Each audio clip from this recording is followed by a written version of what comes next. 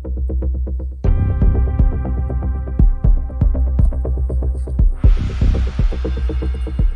आता जे अपहरण करून खून करण्यात आला, ही जी घटना घडली, अपहरण करून खून करण्यात आला, ही जी घटना घडली, या घटनेवरून जो गुन्हा दाखल करण्यात आलेला आहे, 2 आरोपी अटक आहे.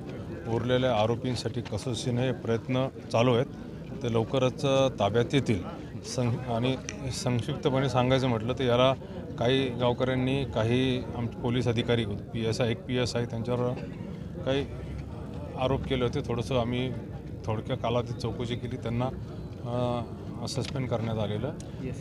इकडचे जे PI आहेत ते PIंची इन्क्वायरी करून रिपोर्ट पाठवणार आहोत आणि बाकी जे CID चौकशी, स्पेशल पब्लिक प्रॉसिक्युटर नेमणे, या मागण्या मान्य केलेल्या आहेत. आणखी